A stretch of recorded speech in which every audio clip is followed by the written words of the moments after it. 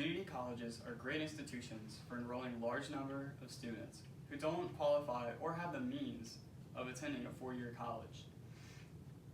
Yet they are underfunded, which limits the idea of inclusion due to less programs available for all the students. For these students in the community college programs, the policymakers are pushing for more funding for those colleges so that they can provide for their students with the best education that they can get. Policymakers are pushing for federal and state partnerships that incentivize states to reinvest in the community colleges.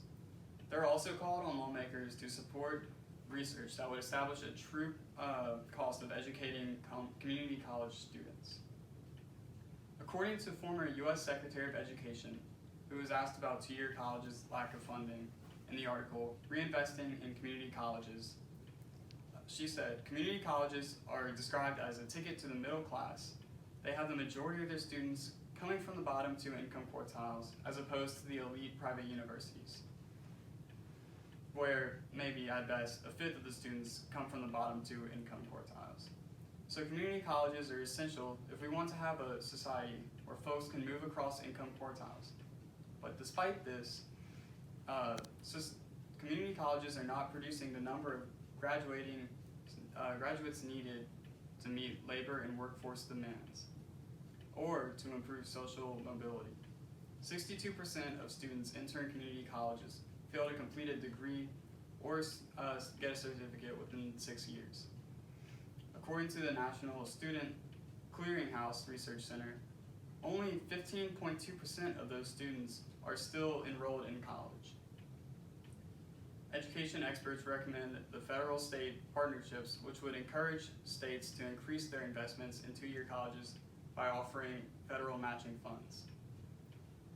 Reports say that completion rates at community colleges are low because the institutions are greatly underfunded, even as they admit all students, who are typically more likely to be socioeconomically disadvantaged than students who attend a four-year institution. Almost half of the country's undergraduating students attend community colleges. Private colleges average 5 times more funding than the community colleges spend. Even when excluding research spending, private universities spend triple what community colleges spend. And public four-year institutions spend 60% more.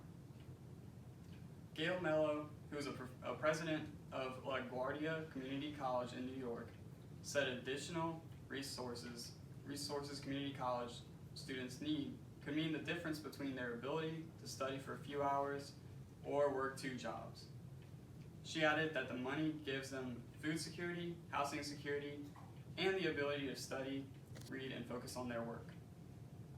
Community colleges needed to be funded more because it is costing students jobs and money.